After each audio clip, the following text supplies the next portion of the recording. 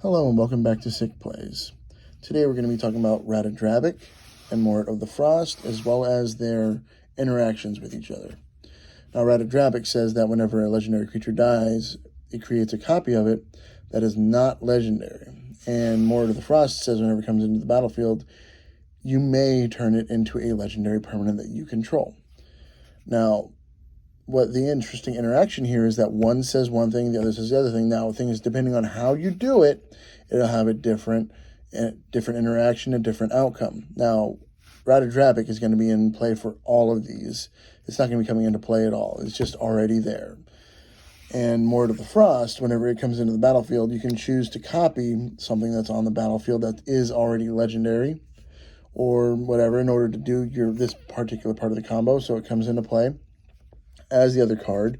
You either have the other card die or you have Mort of the Frost die. Now, either way that you have the two cards die, due to the legendary rule, what's going to happen is that the new card that comes into play is going to be a copy of the card. If it's Mort of the Frost that dies, it comes into play as a creature with Changeling.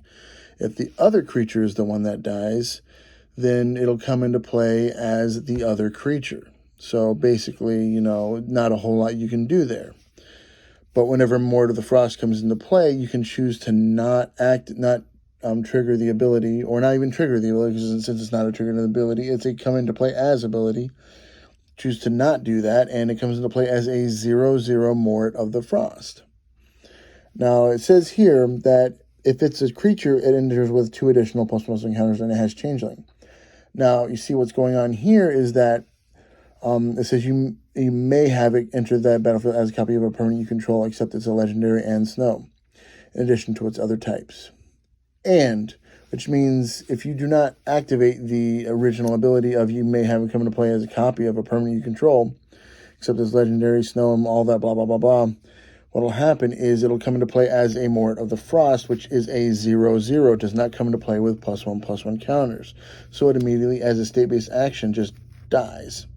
Whenever it dies, Ratadrabik creates a 2/2 version of it that can then come into play as a copy of something else. Now, the thing is that whenever that version comes into play as a 2/2, it can then change itself by becoming into play as a copy of a permanent you control, which changes the power and toughness and all that other fun stuff. And this here says that other zombies you control have Vigilance Ward 2. And so basically, whenever this comes into play, it can copy anything else once again. So at any point in time, that other copy comes into play. If you don't make it legendary, it will not be then recopied by Ratadrabik. So you have to recopy it if you want to come into play as a Ratadrabik. Now, whenever it comes into play, if you make it a copy of Ratadrabik, it's going to be a Ratadrabik with Changeling with 2 additional counters whenever it first enters the battlefield. And then if you have it die instead of Ratadrabik, it'll just come into play as a Ratadrabik with Changeling. That will be the only difference. It does not actually come into play with additional +1/+1 counters on it. That is part of the coming into play ability that copies other cards. Now, let's say you have something that doubles the number of tokens that you create. What happens then is you have, let's say, for example, the White Dominus in play. You put a Mort of the Frost into the battlefield, not copying anything. It's a 0/0. It dies.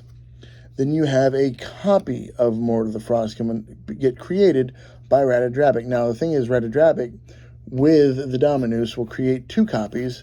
The 2 copies will enter the battlefield, and you can then choose any number of legendary permanents you control, copy them, and whenever that particular card dies, you create another copy of it. And then the Mort of the Frost that you have, you would need a sack outlet in order to have an ability to continuously keep throwing it into the battlefield so that you can make it a copy of something else that is legendary or not legendary or whatever you want. But as long as you are able to keep creating the versions of it like that, you can do all kinds of fun stuff. You can also make the 2 of them enter the battlefield as, copies of Mort of the Frost whenever, the other version of it dies. And then just keep on making that, go off. But the problem there is that they don't actually see each other whenever they enter the battlefield at the same time. You would have to have some other ability to create the cycle again. And there is just so many different ways to use these fun cards together that I can't even name them all, honestly. It's just there is just so many different interactions with them that it's ridiculous.